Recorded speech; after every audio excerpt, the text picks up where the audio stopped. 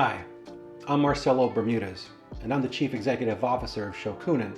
My journey in the business world isn't about just capital and advising, it's deeply personal. I've been at the helm of businesses managing up to 35 dedicated employees and overseeing several $1 million in revenue.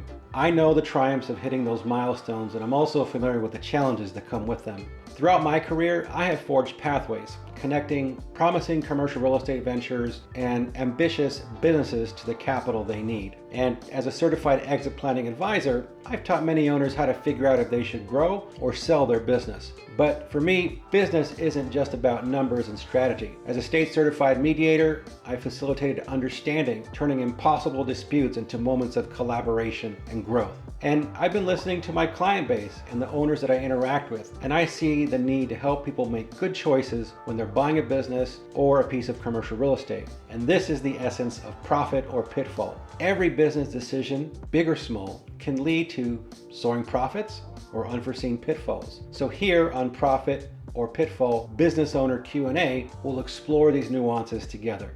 With my experience and your ambitions, let's navigate the world of business, making informed choices and capitalizing on every opportunity. So let's dive in.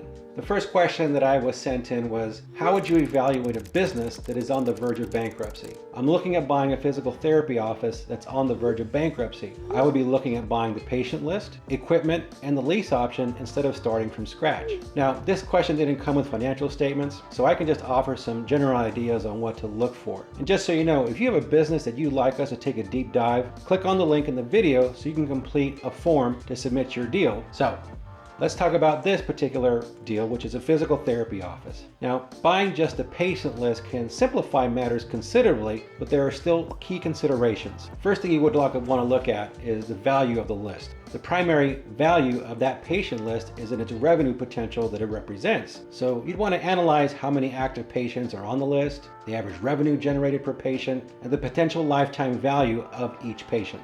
In addition, you want to look at patient retention. Just because you don't have the list doesn't mean that all the patients will automatically transition to you. Consider the loyalty that they might have to their existing therapist or to the clinic itself. You'll need a strong strategy to onboard these patients smoothly and retain them. In this particular industry that you're looking at, data privacy and compliance are a big deal. Given the nature of the medical industry, transferring patient data comes with legal and ethical implications. So you want to make sure that the transfer of that patient information complies with relevant policy regulations such as HIPAA here in the United States. Patients should be informed about the transfer of their data, and in some cases, they might need to give their explicit consent. Ensure the data that you receive is securely stored and transmitted to prevent any breaches.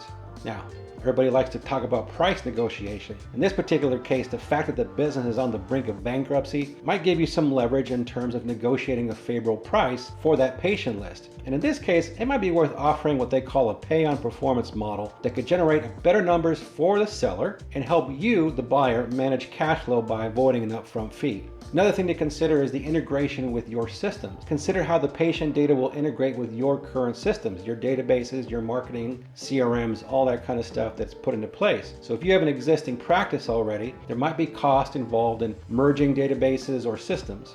One thing also to consider are non-compete clauses. If you're buying the patient list, it's prudent to have a non-compete clause with the seller. And this ensures they don't start a new practice and try to lure those patients back, undermining the value of the list that you just purchased. You got to think about the reputation. Even if you're not buying the entire business, the reputation of the previous clinic may still affect you. If the previous clinic had a bad reputation, you'll need a strategy to rebuild trust with its former patients. Think about initial outreach. Plan an outreach strategy to introduce yourself to the acquired patients. This could be through letters, emails, or phone calls. And initial communication is critical in setting the tone and establishing trust. Next is legal consultation. As with any business transaction, especially in the healthcare industry, consult with a legal professional to ensure that everything is above board. Another thought is alternative cost. Weigh the cost of acquiring the patient list against other forms of customer acquisition. For example, what would be the cost of marketing and advertising to attract a similar number of patients to your practice? If you're new to buying a business, I recommend you build a community of strong advisor, a business broker, an attorney, an accountant. Business is about collaboration, so don't try and do it by yourself. And if you need help buying or selling a commercial business or piece of property, you can click here to schedule a free consultation. If you need working capital or a revolving line of credit for your existing business, you can apply here without affecting your personal business credit. And lastly, if you're not sure if you should grow or sell your business, you can attend a free webinar here to pick up some free tools and learn the basics of value acceleration. Well, that's it for today on Profit or Pitfall. I'll see you next week.